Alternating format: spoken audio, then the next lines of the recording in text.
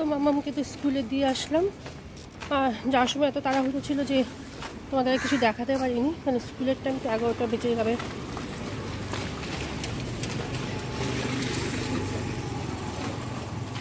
Time হয়ে গেলে gate বন্ধ করে দেবে আর ঢুকতে দেবে না, তো তাড়াহুড়ো করে বেরিয়ে গেছে।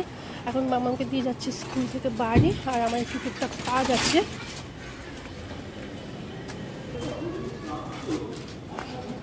তো একটু আমার কাজ আছে, একটু হেঁটে যাচ্ছি, তো কাজটা করে আবার যাবো বাড়িতে। বাড়িতে গিয়ে আবার রেডি হয়ে মোটামুটি এখন বাজে 11:30, আবার 2টোর মধ্যে ঢুকতে হবে, ঠিক আছে?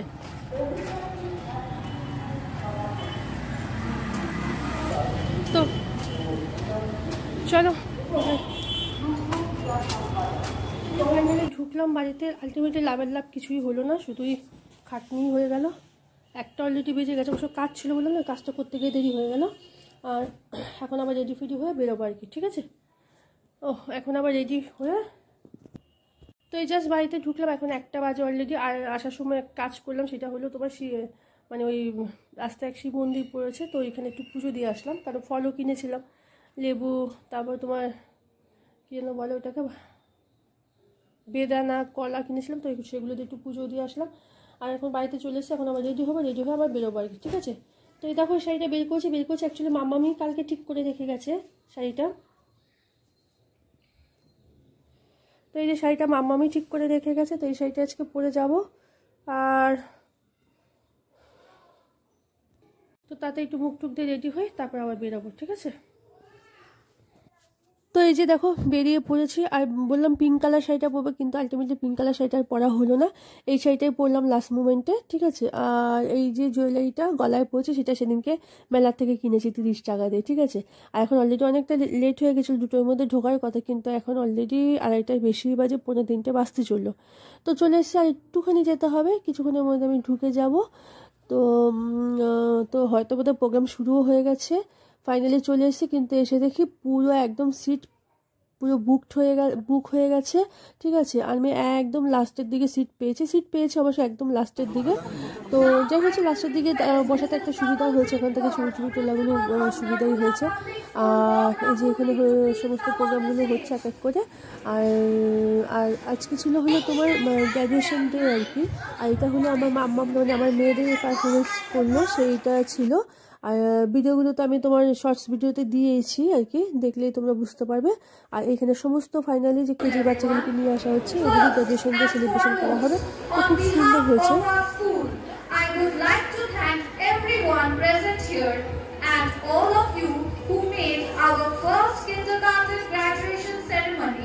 A day to remember in the history of Techno India Group Public School Aryana.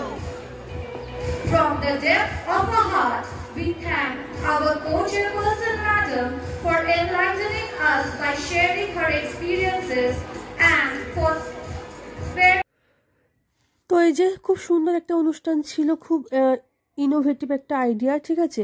যারা কেজি থেকে 1 উঠবে, তো তাদেরই একটা গ্র্যাজুয়েশন ডে সেলিব্রেশন ছিল আর কি। তো সেটাইতেই অ্যানুয়াল ফাংশন হিসেবে করা হয়েছিল। আর এখানে আমাদের দেখো পুরো গ্রুপের ছবিগুলো আছে, পরপর স্টেপ বাই স্টেপ যাচ্ছে।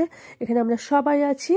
আর আর এখানে সব কিডসরা আছে, কিন্তু সবাইকে একসঙ্গে নিয়ে ছবি তোলাটাই খুব মুশকিল, সবাই একসঙ্গে মানে হচ্ছে না, এইদিকে তাকাচ্ছে ওইদিকে তাকাচ্ছে। ফাইনালি যে মাম্মাম চলে এসছে। তো এই যে ফাইনালি প্রোগ্রাম শেষ হলো, এই বাড়িতে ঢুকলাম জাস্ট, এখন বাজে তোমার 5:30 পৌনে 6টা বাজে।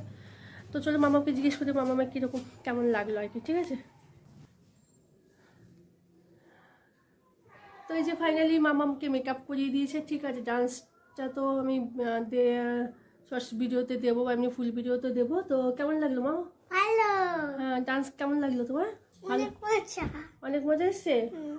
ফটোটা একটু দেখাও।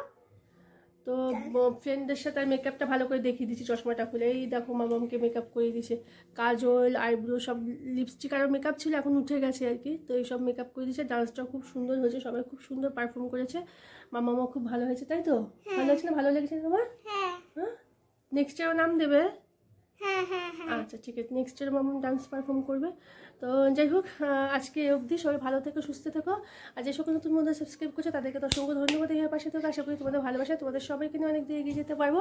তো টাটা, সবাইকে বাই করে দাও। বাই বাই, ঠিক আছে।